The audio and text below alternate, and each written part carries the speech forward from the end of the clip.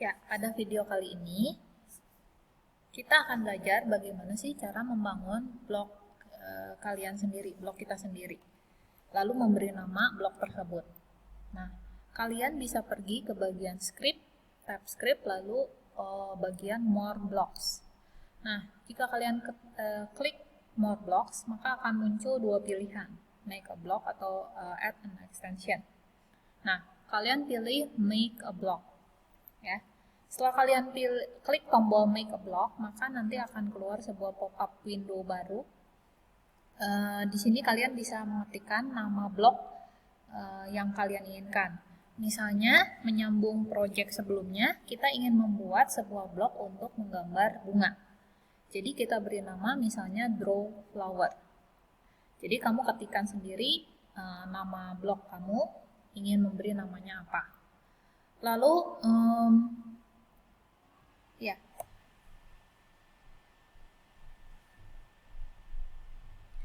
setelah kamu mengetikkan nama blog kamu, draw flower, kamu akan melihat di bagian script ada bagian define draw flower. Artinya, di bagian ini kamu bisa menyisipkan semua script yang ingin kamu buat sebagai nama draw flower, ya. Kamu bisa memilih option setelah kamu memasukkan nama fungsinya atau nama blog yang kamu inginkan. Kamu bisa klik bagian option. Nanti akan muncul drop down menu yang isinya bermacam-macam. Akan dijelaskan lebih detail di belakang, ya.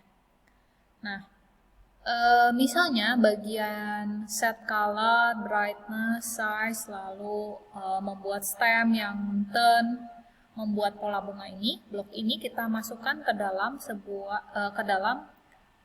fungsi draw flower. Jadi kamu sisipkan semua kode sebelumnya itu di bawah blok define draw flower, ya. Artinya kode ini atau blok ini akan dikenal dengan nama baru, yaitu namanya draw flower. Akibatnya apa? Akibatnya kamu bisa memanggil draw flower ini berkali-kali di bagian program yang berbeda-beda, tanpa perlu menulis script ini berulang-ulang. Itulah code reuse dari prosedur, ya. Nah, bagian ini bagian define ini, menggantikan bagian when I receive draw flower. Jadi kita mulai ubah message passing di project sebelumnya dengan sebuah fungsi, yaitu fungsi draw flower. Ya, sehingga broadcast draw flower yang sebelumnya dibuat pada project itu kita ganti juga, tidak menjadi broadcast lagi, tetapi kita langsung panggil nama bloknya. Nama bloknya di atas adalah fungsi draw flower. Jadi kita langsung saja panggil dengan nama block flower, draw flower ini. Ya, draw flower ini nanti akan otomatis ada di bagian more blocks tadi. Ya, tinggal kamu drag and drop. Ini menggantikan broadcast draw flower and wait. Ya. Nah, cara seperti ini adalah cara. Lalu apa bedanya dengan yang sebelumnya? Yang sebelumnya itu memberi contoh message passing atau broadcast message di dalam Scratch. Yang sekarang adalah cara yang lebih dekat dengan pemrograman sesungguhnya. Dalam pemrograman sesungguhnya, dalam structure programming, kita akan mendefinisikan banyak fungsi-fungsi. Nah, cara mendefinisikan fungsi dan pemanggilannya adalah seperti ini, ya. Jadi di sini kalian sudah belajar cara mendefinisikan yang disebut dengan fungsi atau prosedur, ya, dalam pemrograman. Caranya adalah seperti ini. Definisikan nama prosedur atau fungsinya, lalu cara pemanggilannya adalah memanggil langsung nama fungsi atau prosedurnya. Apa bedanya fungsi dengan prosedur? Nanti kita lihat di belakang, ya. Nah, berikutnya kalian akan mengenal apa itu parameter, ya. Nah, sebelumnya kita misalnya membuat sebuah prosedur namanya square, ya. Maka kira-kira prosedur yang kamu buat adalah seperti ini: make a block, lalu definisikan namanya misalnya square. Lalu kamu sisipkan make square itu caranya seperti ini, move 100 step, lalu turn 90 degrees, diulangi sebanyak 4 kali. Lalu cara memanggilnya misalnya di program utamanya adalah seperti ini. Panggil dengan nama prosedurnya yaitu square. Ya, jadi ini deklarasi prosedurnya, sementara ini cara memanggilnya. Ya, langsung saja sebut nama prosedurnya. Nah, kalau kamu amati, ketika kamu memanggil square, yang terjadi adalah sisinya itu selalu memiliki panjang 100 karena di sini sudah didefinisikan secara hardcode. Hardcode itu ditulis angkanya di dalam kode program dan cara ini tidak disarankan. Kenapa? Karena kalau kita ingin membuat square dengan panjang yang berbeda dengan 100, maka bagaimana caranya? Apakah kita harus mendefinisikan fungsi atau prosedur square-square lain? Misalnya kalau side length-nya 50, maka kita buat square 50. Kalau side length-nya ingin 75, maka kita buat prosedur square 75. Itu bukan cara yang disarankan. Ya. Nah, gimana caranya kita membuat sebuah prosedur square tapi yang general, artinya dia bisa menerima berapapun panjang dari square-nya. Nah, itulah pentingnya yang disebut dengan parameter. Ya. Nah, sebetulnya dari project pertama kalian sudah mengenal apa itu parameter. Ya. Kalau kamu gunakan block move, kamu lihat move 10 steps. Nilai 10 ini bisa kamu ubah-ubah. Bisa kamu ganti jadi 100, 1000, dan seterusnya. Tergantung kebutuhan kamu dalam project. Nah, nilai ini adalah nilai yang dikirimkan ke parameter, yang disebut dengan parameter. Ya, kita lihat di belakang bagaimana cara mendefinisikan parameter.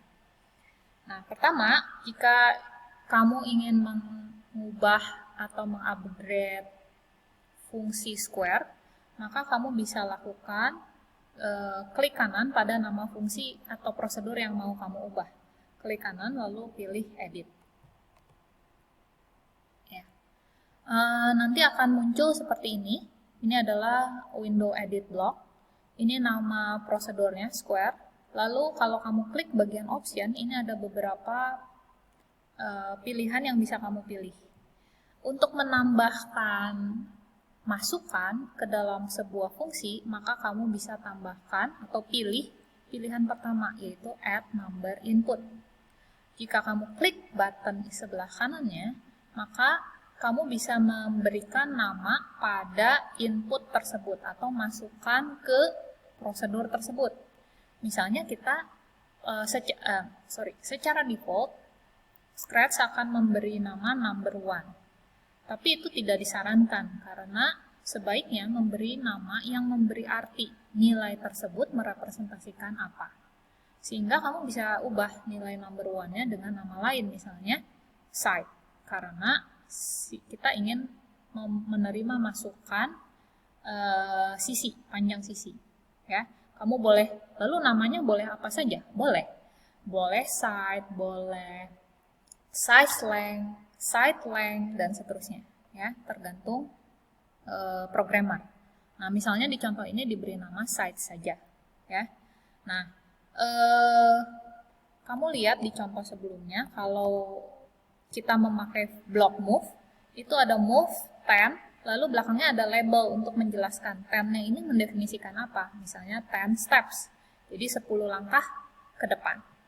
Nah, kita mau adopsi caranya seperti ini.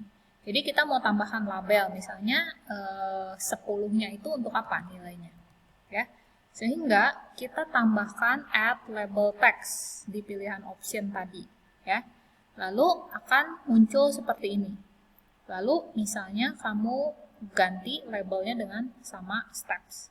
Sehingga fungsi square sekarang akan berubah menjadi square side steps. Coba kamu bayangkan jika label itu tidak ditambahkan. Misalnya fungsi glide. Ya, pada fungsi glide menerima 3 buah parameter, 3 buah nilai seperti ini. Maka user akan bingung. Glide 1, 0, 0, 1-nya untuk apa, 0-nya untuk apa, 0 berikutnya untuk apa. Berbeda jika kamu tambahkan label seperti ini. Glide Nilai pertama 1 itu untuk berapa detiknya, lalu 00 itu adalah untuk pergi ke X mana dan Y mana. Ya. Jadi ini lebih mudah untuk dibaca oleh user. Glide 1 seconds to X0, Y0. Ya. Itulah gunanya table.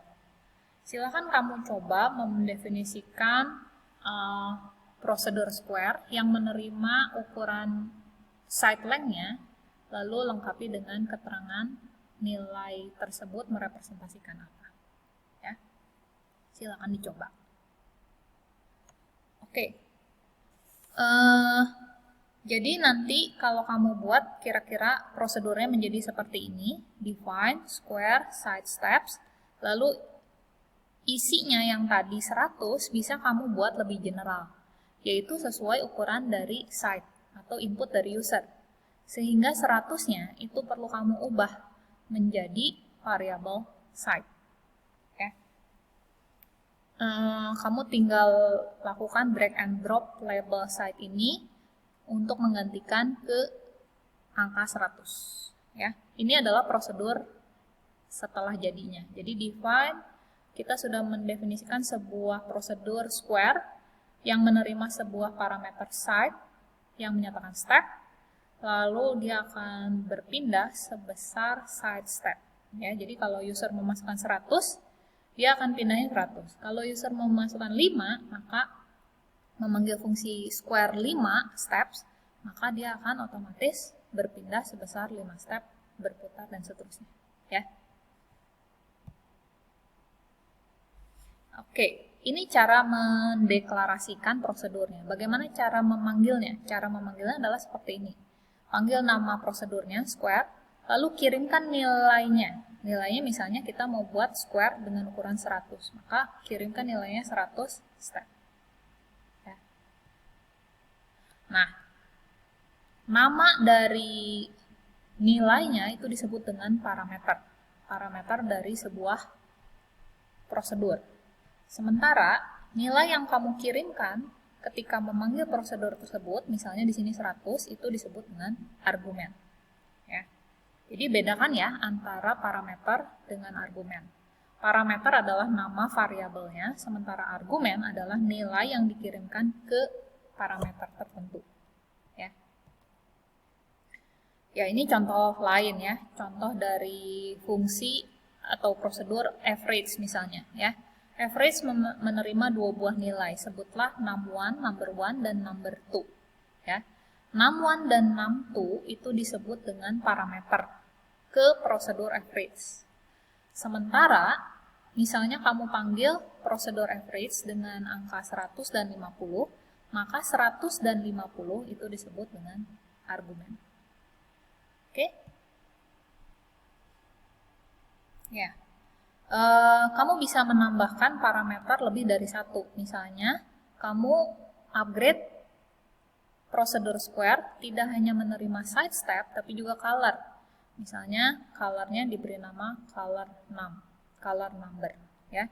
Lalu itu bisa digunakan untuk men-set pen colornya menjadi color number.